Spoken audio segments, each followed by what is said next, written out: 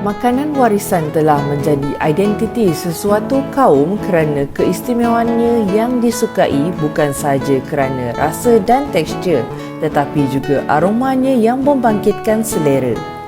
Gulai kawah daging batang pisang merupakan salah satu makanan warisan yang terkenal di Baling, Kedah.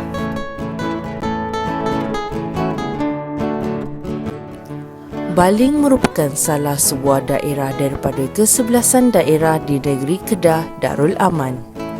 Penduduk adalah lebih padat di kawasan yang berdekatan dengan sungai kerana ia adalah punca perhubungan utama. Selepas merdeka didapati penempatan penduduk di daerah Baling ini mula tertumpu ke tepi-tepi jalan apabila banyak jalan-jalan baru dibuka oleh pihak kerajaan.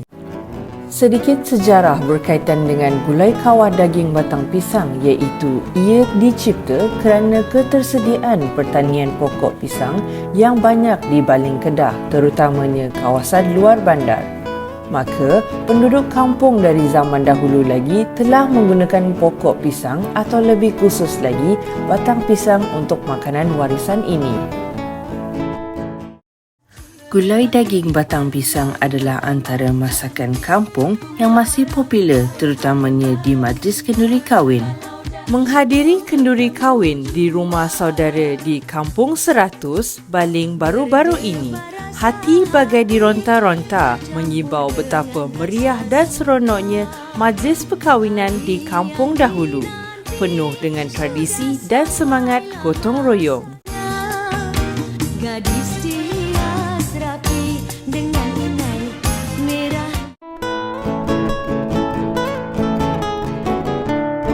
Pakcik Jaafar bin Khalid, Kampung Serati, alamat sini Kampung Serati. Itu ya. Duduk pun Kampung Serati. Nama panggilan? Nama panggilan orang panggil Pak ya.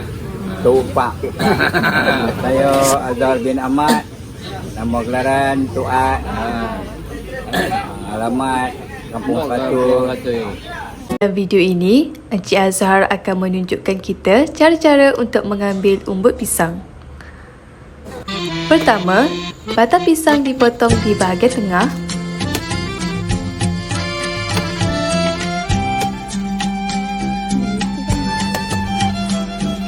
Kemudian, bahagian yang dipotong tadi dibelah dua. Hanya belahan batang pisang di atas sahaja diambil.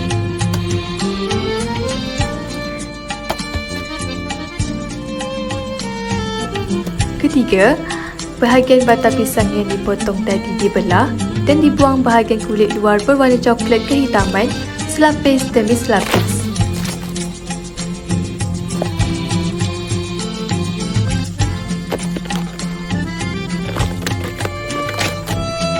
Buang sehingga kelihatan umbut pisang di bahagian tengah yang berwarna putih cerah.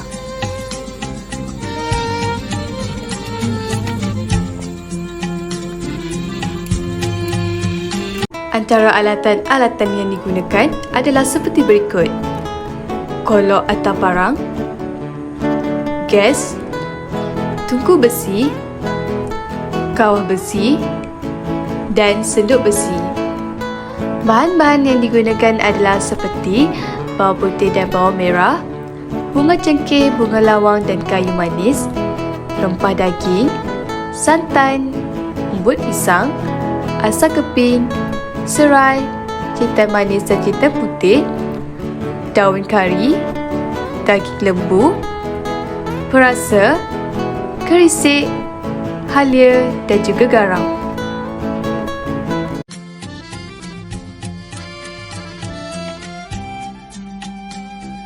Kamu bahagian 4 serangkai. Halia, apa lama kulit kayu manis, jintan putih, jintan manis dan buah pelaga, bunga lawang, bunga cengkeh. Kita ramukan tu, kita tumis dulu. Sampai kita tumis, baru kita dah berkuning-kuningan, kita masuk rempah. Bila masuk rempah, kita goreng sampai dia pecah minyak.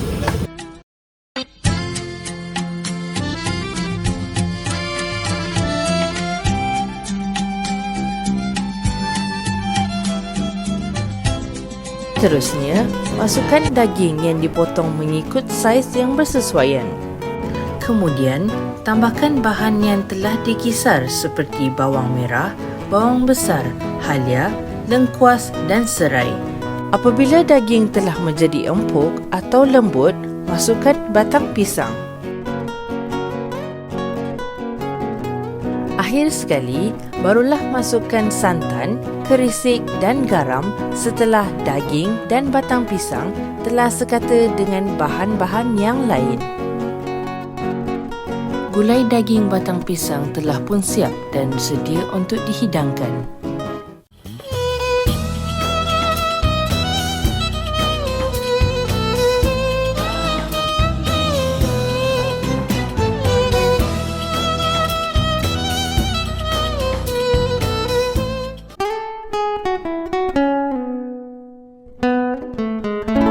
Kadang-kadang satu kawah kita pakai dalam 10 batang. 10 batang yang lembut lah. Apa tips ke untuk lembutkan batang pisang tu dari hitam ke lebam sebelum memasak dia? Dia punca dia macam ni. Kita masak dia dulu.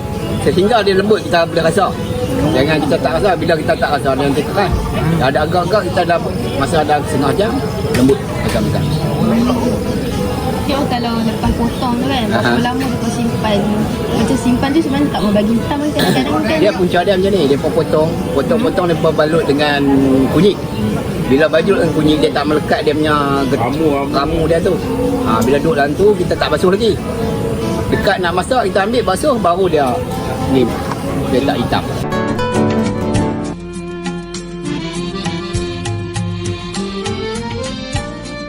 Dahulu, penduduk berganding bahu membuat persiapan untuk majlis seperti mendirikan bansal tetamu dan bansal memasak, membaiki rumah, menghias rumah, membuat pelamin serta membuat kuih. Mereka bergotong royong memasak untuk sajian tetamu pada hari majlis berlangsung. Penduduk dahulu menggunakan konsep berhidang atau mentara untuk menghidangkan makanan yang dibawa menggunakan talam. Namun, sayangnya, senario itu sudah tiada. Kebanyakan majlis perkahwinan kini lebih suka menggunakan konsep catering.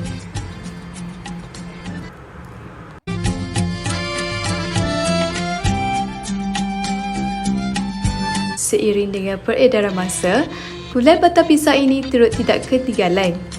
Pelbagai cara telah digunakan dalam industri makanan ini bagi memastikan gulai batang pisang ini dapat dirasai oleh segenap masyarakat. Antaranya ialah industri sejuk beku. Produk sejuk beku ini membolehkan kita menyediakan makanan dalam masa yang singkat. Selain itu, teknologi retort. Teknologi retort adalah teknologi baharu pembungkusan makanan yang membolehkan gulai batang pisang bertahan lebih lama sehingga 18 ke 24 bulan. Di samping itu, gulai daging batang pisang turut disediakan dalam bentuk travel pack yang dapat dibawa ke mana saja. Akhir sekali, gulai batang pisang mula dijual dan dijadikan sebagai salah satu menu utama di kebanyakan restoran.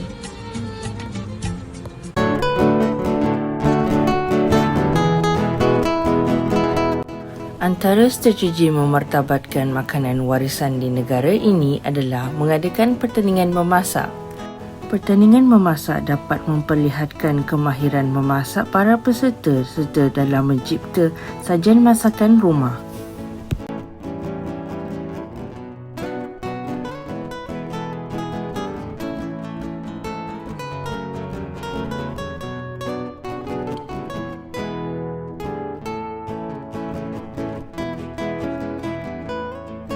Pengedar utama atau produk makanan proses yang sihat di Malaysia serta mampu mempunyai kilang perprosesan yang sendiri adalah disyorkan untuk mengedarkan kepada pasar raya yang berdekatan.